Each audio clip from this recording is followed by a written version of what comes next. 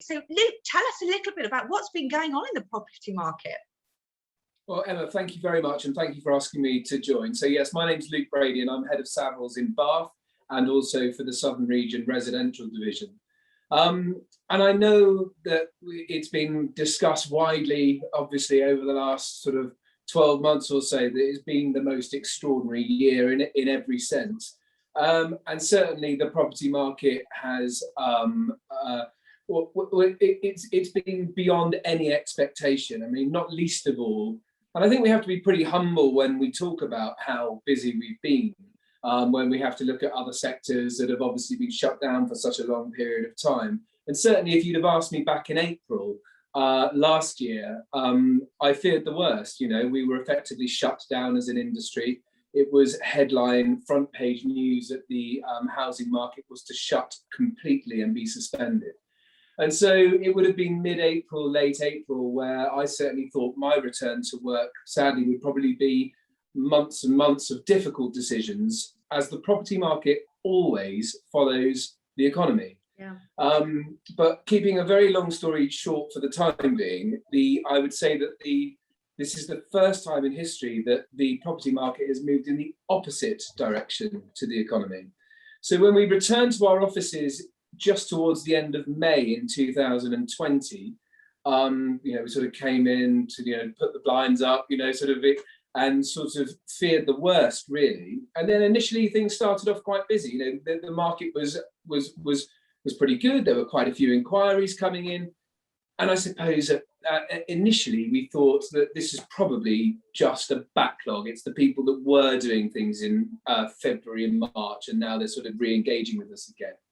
But actually, it has proved to be that no matter about lockdown 2 and lockdown 3, we've seen this incredible tide of activity and transactions during the period. And in fact, so here we are now, 12 months later, 11 months after we reopened, and still buyer demand is at an all-time high. And in fact, if you ask most agents, really and truly, it's a case of not enough stock to supply the market with. That seems to be common across the industry at the moment.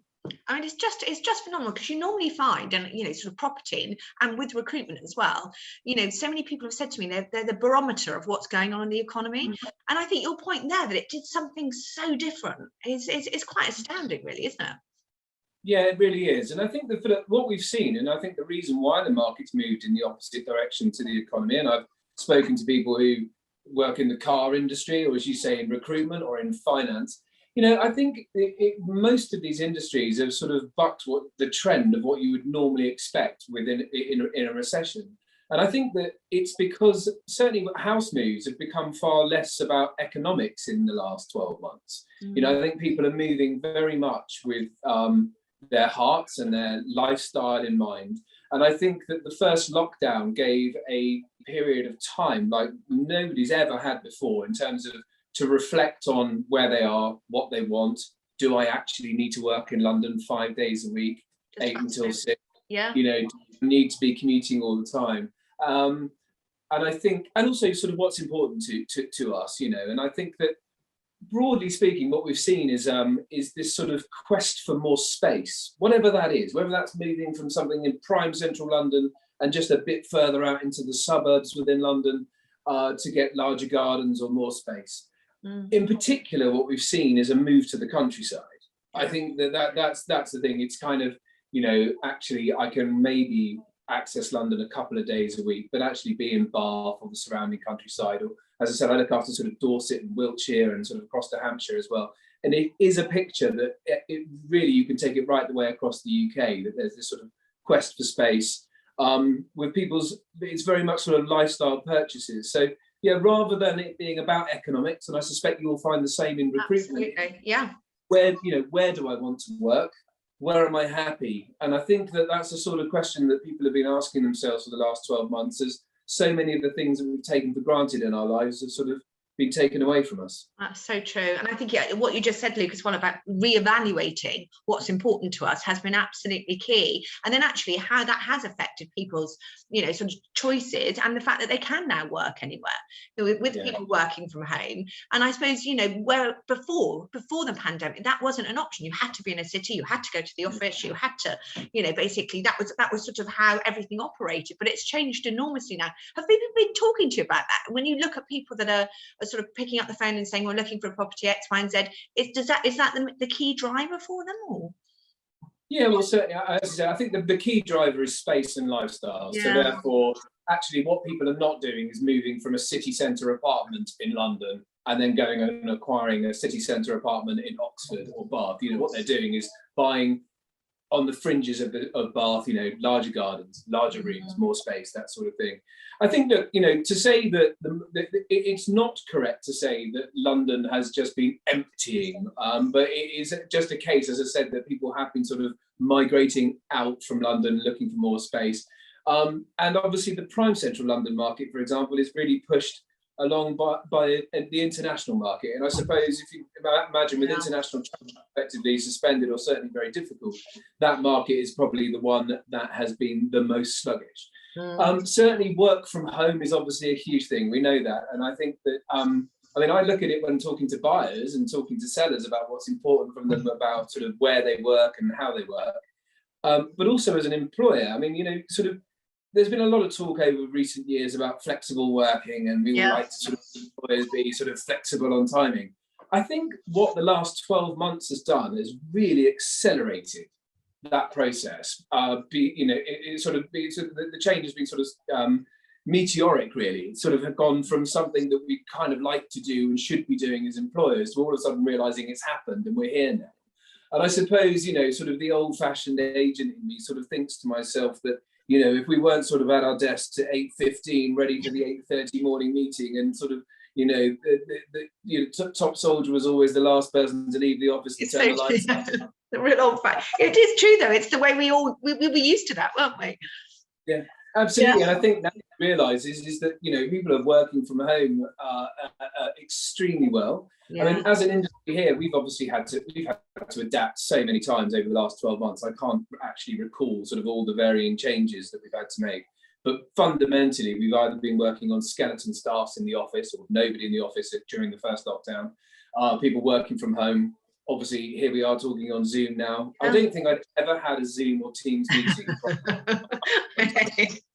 It's so true. It's so true. I think that's the thing, isn't it? It's the way forward. None of us did. It was just absolutely not heard of, was it? So, how was it working in the office? I mean, you were saying, obviously throughout the lockdown, did you have a sort of, a skeleton staff? Did you have sort of phased approach in terms of people working and returning to work? So it's been different at each time. So through the first lockdown, obviously we had to shut the offices and suspend the market, and the market was suspended. And so we literally carried on as normal from home. Our morning meetings were on Teams and on Zoom, and we would come up with tasks and things to do today. In the initial phase, we spent a huge amount of time talking to our clients, basically just trying to guide them through the process, which was quite interesting because, of course, we were sort of guiding ourselves through it as well. But what we realised is that we would set ourselves tasks for the day in the normal way, but rather than being about who's doing what viewing or who's doing what valuation, it's more about who are we going to speak to. And then gradually, as we went through, we still we carried on with client contact, and we found that clients and buyers were very information hungry. They wanted to know what was going on, and actually, what used to be a 5-minute conversation was now a 25-minute conversation. Yeah. And we found that people wanted time, and they had time as well. That's the other thing. Yeah. Massive change was we realised halfway through the first lockdown, or a few weeks into the first lockdown, that and you would have seen it now, but the idea of having virtual viewings and video viewings, and a client doing sort of these WhatsApp calls, where the client can take a WhatsApp call, you can be involved, and the buyer can be shown around as well, and the sort of and obviously we've pushed on that quite a lot, and in fact, we've sold houses at over £3 and at over £4 million to people that have only ever seen them on video. My goodness. I was just about to ask about that. And actually there's sort of, I can imagine there's pros and cons to it, aren't there, really? In terms of those people that actually love to go into a property and feel it and see how it looks and actually get a vision of the space. But then there's others people, probably a bit more sort of, transaction. I need this, right, ticks all the boxes, off I go. But I think the way that I think they're here to stay. And I'll tell you why I think they're a good thing. And that is, you know what it's like when you're getting your house ready for sale and you want to make everything absolutely perfect, flowers in the window and everything sort of clean and tidy, especially if you've got a family as well, sort of trying to get teenagers' bedrooms tidy. Well, it's got a video initially, and somebody, actually, it's not a case of, it was a thing that was good to have and was considered sort of forward thinking in the first lockdown. Now, and in lockdown 2 and lockdown 3, it is actually a government requirement to offer a virtual viewing in the first instance. Wow. Oh, I didn't know that.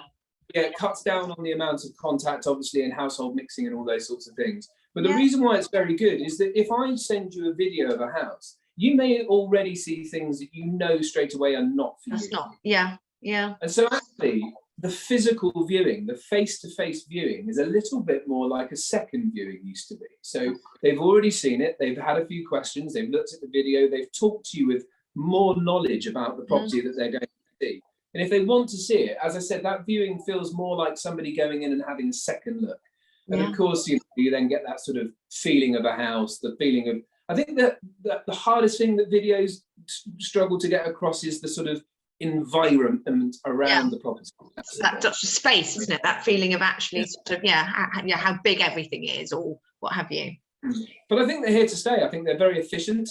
I think that there are varying degrees of quality, and as with anything, I always think, like, you want the best video of your prized asset, your home. So professional videos. Interestingly, we tend not to store ours on the website available necessarily. Some clients like them to be, but what we tend to do is really like the engagement. We like people to say, I'm interested in this property, and then we share the video with them. It starts an interaction.